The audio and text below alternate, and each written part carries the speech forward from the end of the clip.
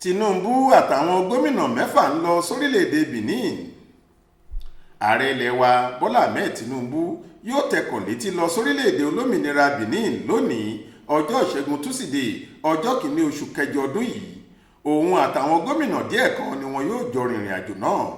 Nínú àtẹ̀jáde kan tí ọ̀gbẹ́ni Délé Aláké tí í ṣe olùdámọ̀ràn pàtàkì sí ààrẹ lórí ètò ìròyìn, ọgbọ́n ọnú àti iṣẹ́ àkànṣe fi léde lọ́jọ́ ajé Monday tó ṣáájú, ó ní Tinubu ń lọ síbi ayẹyẹ àjọ̀dún ìgbòmìnira ẹlẹ́ẹ̀kẹtàlélọ́gọ́ta 63 ti orílẹ̀-èdè Benin ni wọ́n sì ti fìwé pe ààrẹ wa pàápàá gẹ́gẹ́ bí alága àjọ ECOWAS tí Nàìjíríà àti Benin Republic wà nínú rẹ̀.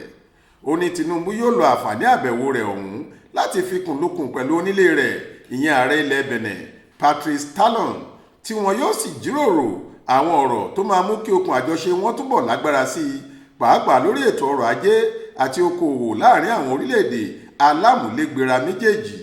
Wọn yóò tún sọ̀rọ̀ nípa àmójútó ẹnubodè orílẹ̀-èdè méjèèjì yìí, ọ̀rọ̀ òṣèlú àti ètò ìjọba democracy nílẹ̀ Áfíríkà. Aláké ní kì í ṣe Tinubu nìkan ni wọ́n kọ̀wé pè síbi ayẹyẹ náà o. Bákan náà ni wọ́n ké sí àwọn gómìnà mẹ́fà kan tí wọn yóò sì kọ́wọ̀ọ́rìn pẹ̀lú ààrẹ. Àwọn gómìnà náà ni ọmọọba Dàpọ̀ Abíọ́dún ti ìpínlẹ̀ Ògùn, Babájídé Sanwó-Olú ti ìpínlẹ̀ Èkó, ẹnjìníà Ṣèyí Mákindé láti Ọ̀yọ́, Abdulrazak Abdulrahman láti ìpínlẹ̀ Kwara, Nasiru Idris gómìnà ìpínlẹ̀ Kebbi àti Mohammed Umar Bago ti ìpínlẹ̀ Niger. Àbẹ̀wò ọlọ́jọ́ kan ni wọ́n pe àbẹ̀wò ọ̀hún. Faith Adébọ́lá ló ń jábọ̀ ròyìn fún iléeṣẹ́ tẹlifíṣọ̀n Aláròye online.